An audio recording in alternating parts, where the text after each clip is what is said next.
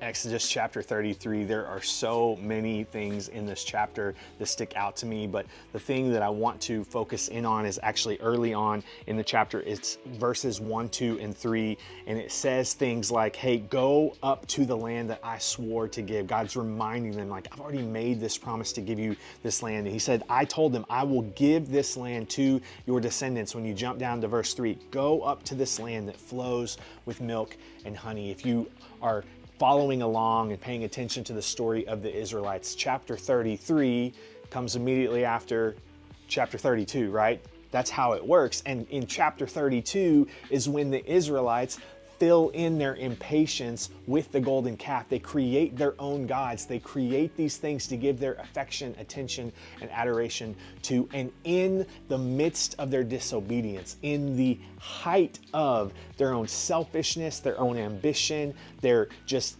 like inability to slow down and know that God is with them and for them, and they begin chasing other things. In the midst of that, God reminds them of his faithfulness. He says, hey, I know that you have been knuckleheads, you have been stubborn, and you have created these other gods, and yet I want to remind you of the promise that I have already made to you. I want to remind you that I go before you. Oh, and don't forget, not only did I make this promise to your ancestors that directly affects you as their descendants, but not only that, it's not just I'm giving you land, I'm giving you a good land. The promised land is a land that flows with milk and honey. This isn't like any other land. This isn't like the desert that you currently find yourself in. This isn't like the captivity of Egypt that you just left. This is the promised land. And I know you've taken your eyes and attention off of me, the giver of good things, but I want to remind you who I am. I want to remind you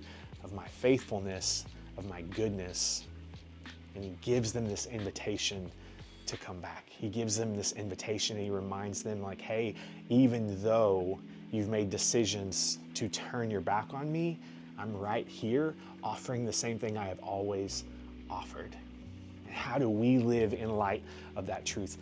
That's what God's character is. That is who he is at his core. He's not going anywhere. It was true for the Israelites. It's true for you and me.